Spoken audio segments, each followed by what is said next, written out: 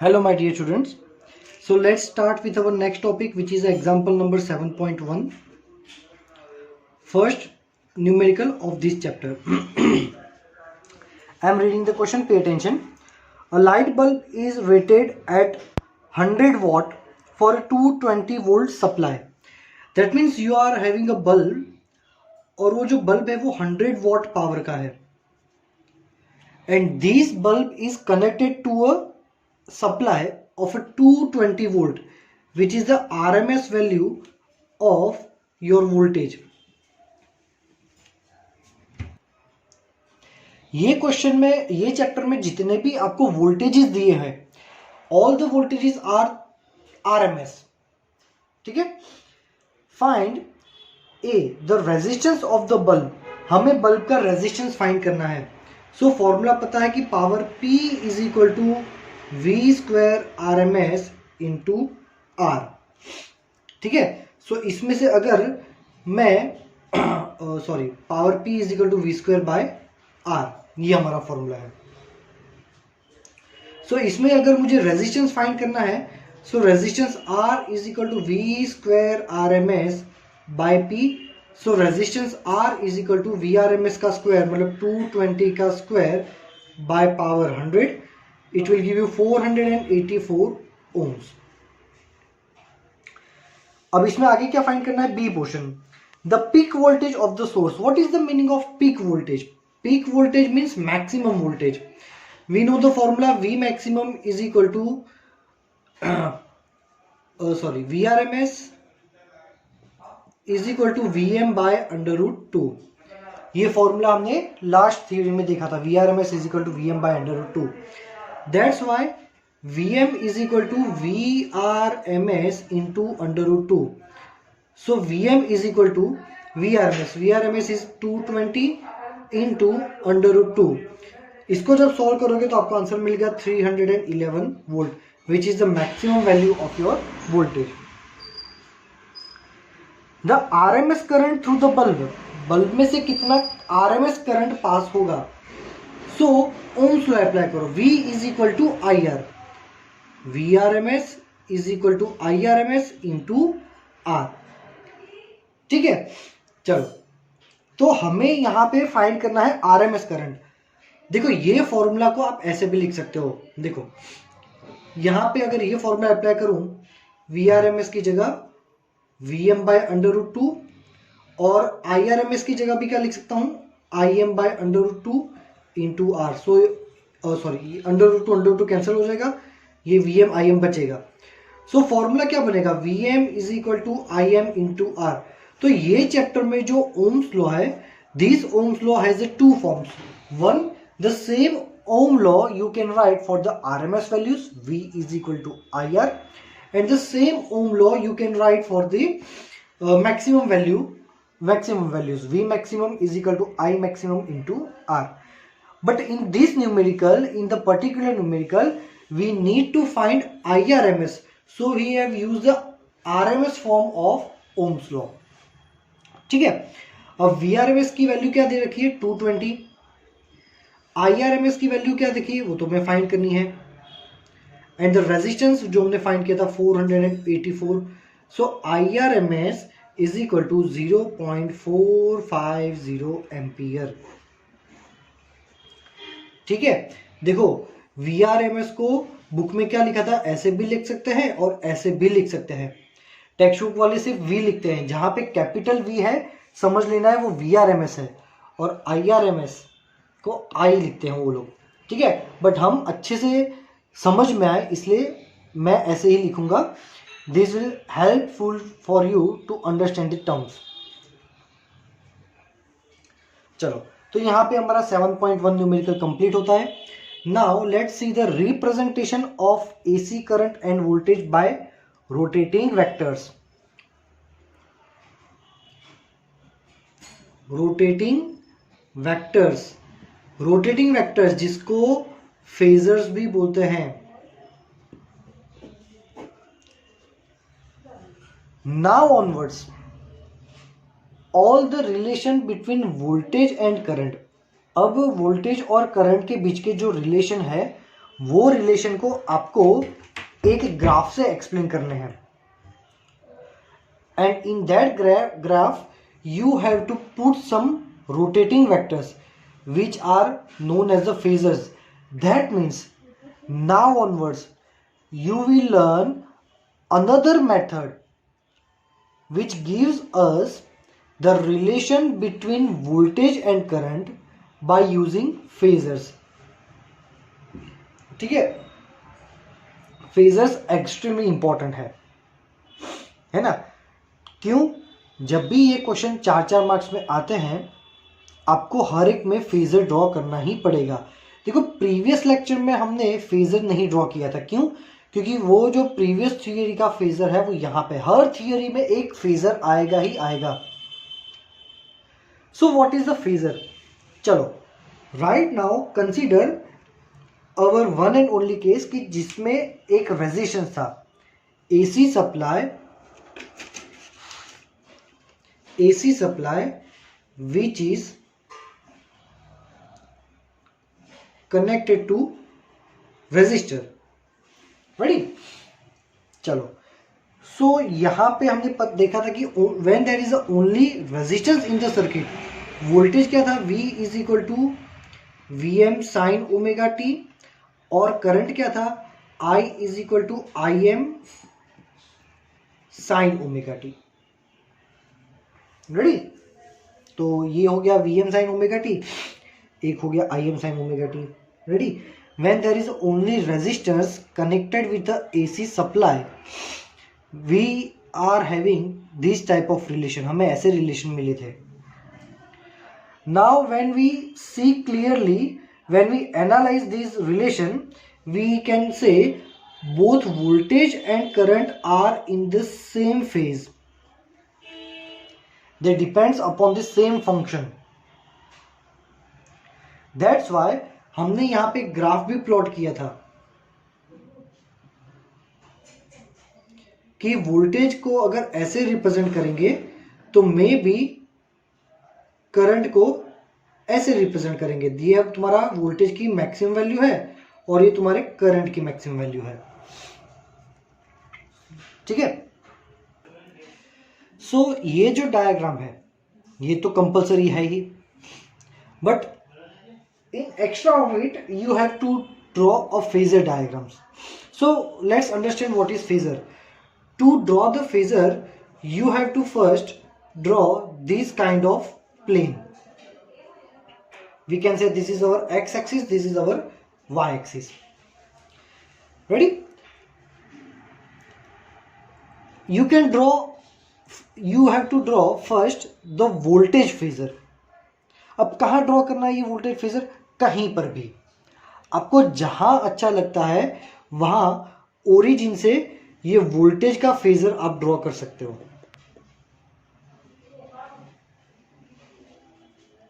Ready? This vector is known as a phasor. अब आपकी book में जहां पर भी V को ऐसे बोल्ड करके लिखा होगा ना, ऐसे बोल्ड करके, समझ लेना कि वो वेक्टर है. Standard 11. So this is the vector V. ठीक है, ये क्या हो गया? Vector V. अब किसी भी वेक्टर की लेंथ मतलब उसकी वैल्यू होती है. सो ये वोल्टेज की मैक्सिमम वैल्यू कितनी है? इतनी. So length is represent by Vm. इसको आपको अच्छे से समझना पड़ेगा. Length represents the maximum value of your voltage. And imagine it is making an angle here which is omega T. Ready? So ये वेक्टर का एक्स एक्सिस पे जो मतलब हॉरिजॉन्टल एक्सिस पे जो प्रोजेक्शन है, इतना पोर्शन, वो कितना हो जाएगा? Vm cos omega T. और y एक्सिस पे जो भी प्रोजेक्शन होगा वो होगा Vm sin omega T. So first of all you have to draw a phasor. आपको क्या करना है? सबसे पहले एक फेजर ड्रॉ करना है. This is your phasor. Phasor का जो भी वर्टिकल डायरेक्शन का कंपोनेंट है, this component is the value of your voltage at that time. For example कि वोल्टेज की वैल्यू कम है, टाइम के साथ इंक्रीज हो रही है, फिर डिक्रीज हो रही है। सो अगर ये वेक्टर को मैं यहां रखूं, सो जैसे जैसे वेक्टर ऊपर जाएगा आपकी ये यहां पे वोल्टेज की वैल्यू बढ़ती जाएगी।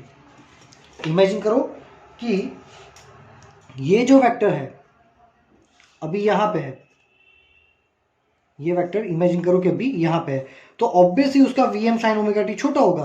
That means value of your voltage is less. फिर जैसे जैसे ये वेक्टर घूमेगा वैसे वैसे ये वोल्टेज की वैल्यू बढ़ जाएगी, है ना। एक टाइम ऐसा आएगा कि वोल्टेज की वैल्यू मैक्सिमम हो जाएगी, फिर वोल्टेज की वैल्यू डिक्रीज होगी, है ना। Same like this, voltage zero, maximum, decrease, this type of. So this vector is constantly rotating like this. That's why these type of vectors are known as a rotating vector, which is known as a phasor. Ready? अब देखो, अब जैसे हमारा Vm है, voltage है, तो current भी तो हमें डिफाइन करना पड़ेगा। अब लास्ट लेक्चर में हमने क्या बोला था कि करंट की वैल्यू, यहां पर भी आप देख सकते हो, value of current is little bit less than the voltage and there is no phase difference between voltage and current because both are depending on the same function। दोनों सेम फंक्शन पे ही काम कर रहे हैं। सो दोनों के बीच में कोई फेज डिफरेंस नहीं है, जहां जहां वोल्टेज जाता है वहां वहां करंट जाता है। सो वोल्टेज के साथ साथ यही यहां पे मैं एक और वेक्टर ड्रॉ कर देता हूं जो है करंट का वेक्टर I। वो क्या हो जाएगा I। मैं यहां पे फिर से छोटा सा I ड्रॉ कर रहा हूं, सिर्फ I ड्रॉ कर रहा हूं, V के साथ ही होगा। ये मान लो तुम्हारा वेक्टर है I और ये वेक्टर की लेंथ हो जाएगी IM। यहां पे हो जाएगा IM इतना साइन ओमेगा टी, यहां पे क्या हो जाएगा IM साइन ओमेगा टी। सो V फेजर मतलब voltage phasor and current phasor का वर्टिकल एक्सिस पे जो भी प्रोजेक्शन बनेगा, वो प्रोजेक्शन आपको वो टाइम का वोल्टेज की वैल्यू और वही टाइम की करंट की वैल्यू आपको देगा। ठीक है। अब देखो आपकी टेक्स्ट बुक में पेज नंबर 237 में जो थ्योरी है वहां पे फिगर 7.4 है, उसमें दो डायग्राम दिए हुए हैं A एंड B। अब जो प्रीवियस थियरी थी, only resistor in the circuit, previous theory में फिगर 7.2 था। द फिगर 7.2 एंड फिगर 7.4 का बी डायग्राम दोनों सेम है। सो अगर एग्जाम में ये क्वेश्चन आता है AC voltage applied to resistor 7.2 number theory जो कल हमने पढ़ाई थी, तो आपको फिगर 7.2 ड्रॉ करना है। एज वेल एज मैं आपको बुक में दिखा देता हूं कि अगर ये थियरी एग्जाम में आती है तो आपको ये डायग्राम तो ड्रॉ करना है, प्लस आपको ये फेजर डायग्राम भी ड्रॉ करना है। It is compulsory, her theory में फेजर डायग्राम होगा ही होगा। ठीक है, चलो अब आगे बढ़ते हैं। Next is what,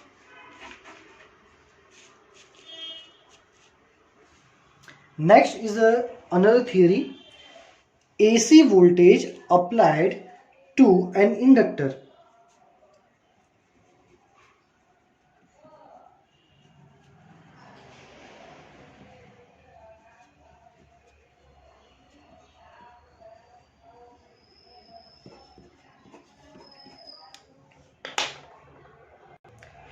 pay attention, this is the our AC supply which is connected to the inductor, AC supply E in which I current is passing and the value of inductor is L। now see A, B C D, apply Kirchhoff second rule to loop A B C D A. So it is given by VA is equal to VA minus, यहां से start करेंगे, current यहां पे जा रहा है, तो इसका वोल्टेज इंडक्टर में कितना वोल्टेज होता है, L D I by D T, L D I by D T. फिर यहां से वापस आएंगे, नेगेटिव टर्मिनल आया तो लिखेंगे plus E is equal to V A. Here V A gets cancels और L D I by D T को राइट में ले जाओ तो E is equal to L D I by D T. अगर आपको लूप समझ में नहीं आ रही, डायरेक्ट लिखना है apply Kirchhoff second rule to loop A B C D A, hence we can get this E is equal to L D I by D T. ठीक है, इंडक्टर में वोल्टेज इतना ही होता है, हर कंपोनेंट में कितना वोल्टेज आता है वो आपको याद रखना पड़ेगा कि भाई रेजिस्टेंस के 2 पॉइंट के अक्रॉस कितना वोल्टेज मिलता है, V is equal to I R. Inductor के 2 पॉइंट के अक्रॉस कितना वोल्टेज मिलता है, V is equal to L D I by D T, inductor के 2 पॉइंट के अक्रॉस।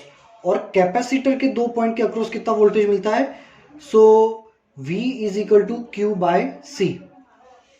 सारे फॉर्मूलाज हम पढ़ चुके हैं, इसलिए डायरेक्ट ये याद रखोगे ना तो भी हो जाएगा कि voltage E is equal to L D I by D T. ठीक है, now place the value of this E। तो E की वही वैल्यू जो प्रीवियस न्यूमेरिकल में थी, E की जगह क्या लिखेंगे, Vm sine omega T is equal to L D I by D T. अब यहां पे D I by D T को सब्जेक्ट बनाते हैं। मैंने आपको स्टेप सिखाए थे, पहला स्टेप लूप लिखो, ठीक है, लूप लिखने के बाद करंट फाइंड करना है। तो देखो D I by D T को अगर सब्जेक्ट बनाएंगे, so D I by D T is equal to V M by L sine omega T. So what we can say, अब यहां से हम क्या करेंगे, यहां से भाई हम कर देंगे इसका इंटीग्रेशन। ठीक है, तो इंटीग्रेट बोथ साइड, तो integration D I by D T is equal to integration V M by L sine omega T. चलो यहां पे एक स्टेप लिखना है कि डी टी को यहां ले जाना है, ये डी टी यहां पे चला जाएगा, एक स्टेप ये एक्स्ट्रा कर देना, और फिर इंटीग्रेटिंग बोथ साइड, तो यहां से डी टी निकल के यहां पे आएगा, बस दैट्स इट। ठीक है, तो इंटीग्रेशन डी आई क्या हो जाता है, I, V M by L को हम ले लेंगे बाहर, integration sine omega T D T. So I is equal to V M by L, sine का इंटीग्रेशन क्या होता है, minus cos omega T, so minus cos omega T, और फिर ये टर्म का इंटीग्रेशन करेंगे तो यहां पे जो ओमेगा है वो आ जाएगा नीचे अकॉर्डिंग टू मैथ्स रूल। अब ये ओमेगा को लिखो यहां पे, so I is equal to V M by omega L minus cos omega T. ठीक है, अब यहां पे एक मैथ्स का फॉर्मूला यूज करेंगे, minus cos omega T is nothing but it is a sine omega T minus pi by 2। Use this formula over here. तो I की वैल्यू क्या मिलेगी, I is equal to V M by omega L sine omega T minus pi by 2, most time पे। So here what can we say, कि हमारा जो voltage था, voltage कौन सा था, V is equal to V M sine omega T, ये हमारा वोल्टेज था, है ना, जो हमने यहां पे यूज किया था कि voltage V M sine omega T लिया था। यहां पे प्रीवियस थियरी जैसा नहीं है कि भाई वोल्टेज और करंट दोनों सेम फंक्शन पे है, ये साइन ओमेगा टी पे है और ये sign omega T minus pi by 2 पे है। दैट मीन्स करंट का जो फेज है वो पाई बाय 2 पीछे चल रहा है, माइनस मीन्स पाई बाय 2 पीछे है। So here what can we say?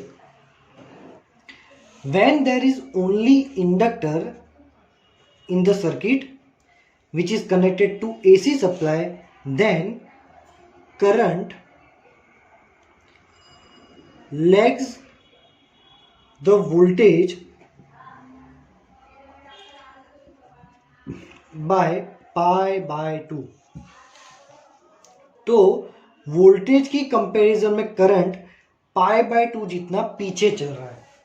Voltage की कंपैरिजन में करंट कितना पीछे चल रहा है? पाई बाय 2 जितना पीछे चल रहा है। ठीक है, तो ये हमारा नेक्स्ट स्टेप हो गया कि करंट देखो और करंट और वोल्टेज का रिलेशन देखो। तो अब यहां पे ये फॉर्मूला कौन सा मैं फिर से लिख रहा हूं यहां पे, I is equal to Vm by omega L sine omega T minus pi by 2। अब ये फॉर्मूला को कंपेयर करेंगे I is equal to I M sine omega T minus pi by 2 से। सो ये हमारे करंट की मैक्सिमम वैल्यू हो गई। तो सर्किट में जब सिर्फ इंडक्टर होता है तो मैक्सिमम करंट कितना पास होता है? I M is equal to V M by omega L. ठीक है, मतलब इसको कंपेयर करो ओम्स लॉ से। ओम्स लॉ में क्या था? V is equal to I R, मतलब I is equal to V by R। That means here omega L is known as the inductive reactance. ठीक है, here omega L is known as the inductive reactance, जिसको हम XL भी लिख सकते हैं, है ना। तो ये फॉर्मूला ऐसा भी लिख सकते हैं, I M is equal to V M by XL। याद रखो I is equal to V by R, मतलब ये रेजिस्टेंस है। देखो इंडक्टर जो है इसका यूज हमने रेजिस्टेंस जनरेट करने के लिए नहीं किया था। रेजिस्टेंस जनरेट करने के लिए हमारे पास स्पेशली रेजिस्टर है, बट इंडक्टर कनेक्ट करने से भी we are getting some resistance and that resistance is omega L. Ready? So we can say this is the virtual resistance 2, है ना, this is the virtual resistance 2। इसलिए उसको directly resistance नाम नहीं दिया है यहाँ पे, इसलिए उसको इंडक्टिव रिएक्टेंस बोला है। रिएक्टेंस मतलब क्या? रिएक्टेंस मीन्स रेजिस्टेंस ही होता है, बट यहाँ पे इस टाइप के कंपोनेंट जिनका यूज रेजिस्टेंस के लिए नहीं होता फिर भी वो रेजिस्टेंस क्रिएट करते हैं, दैट्स वाई इस टाइप के रेजिस्टेंस को रिएक्टेंस बोलते हैं। सो रेजिस्टेंस ऑफ इंडक्टर जिसको बोलते हैं inductive reactance is omega L. V is equal to I, और ये ऊपर ले जाओ तो ये हमारा R ही है, उसको कभी कभी XL भी लिखते हैं। ठीक है, so this is also important quantity.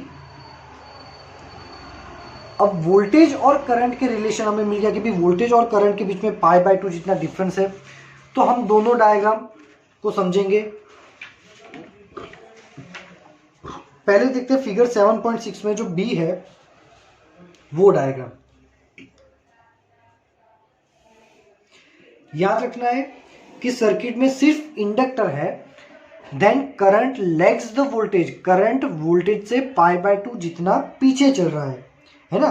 Current voltage से पाई बाय 2 जितना पीछे चल रहा है। तो यहां पे मान लो कि ये वोल्टेज है, और वोल्टेज तो साइन फंक्शन पे डिपेंड करता है सिंपली, इसलिए हमने वोल्टेज के लिए साइन फंक्शन यूज किया है। और करंट जो है, और करंट वोल्टेज की कंपैरिजन में पाई बाय 2 पीछे चल रहा है, तो यहां पे हम उसकी वैल्यू को ऐसे लिखेंगे।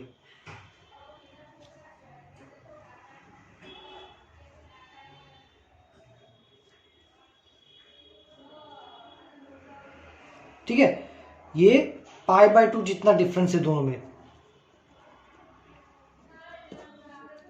यहां पे ओमेगा टी अगर लिखते हैं तो ये जो आएगा ये होगा पाई, और यहां पे आ जाएगा 2 पाई।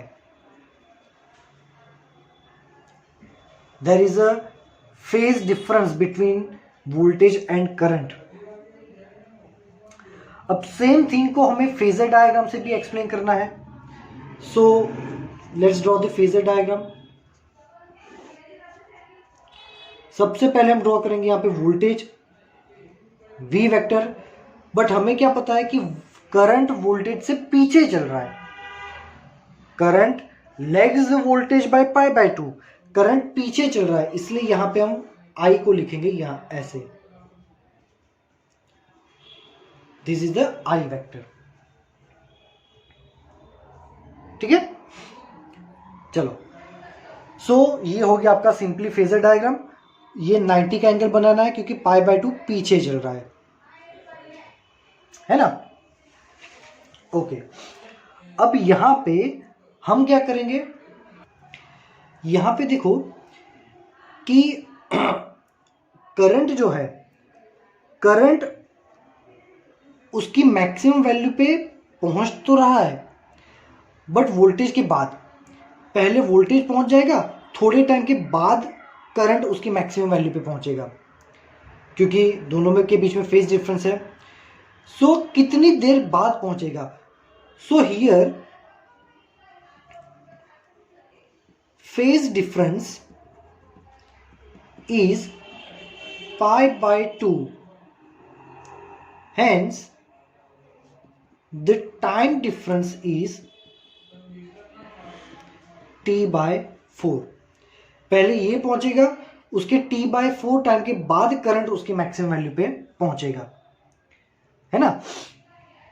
तो पाई बाय 2 के लिए t by 4 क्यों होता है, उसके लिए आपको स्टैंडर्ड 11 पढ़ना पड़ेगा। आप ऐसा सेंटेंस लिखोगे तो भी चलेगा। अब हम क्या करेंगे, हम पावर कैलकुलेट करेंगे कि भाई ये केस में पावर कितना होता है। सो वी नो दैट कि power P is equal to VI, और वोल्टेज का फॉर्मूला क्या था, VM साइन ओमेगा टी, और करंट का फॉर्मूला क्या था, तो करंट का फॉर्मूला हमें मिला था, यहां पे देखो करंट का फॉर्मूला ये यूज करेंगे हम, I is equal to IM sine omega T minus pi by 2। तो I की जगह IM sine omega T minus pi by 2। ठीक है, तो VM IM sine omega T into sine omega T minus pi by 2।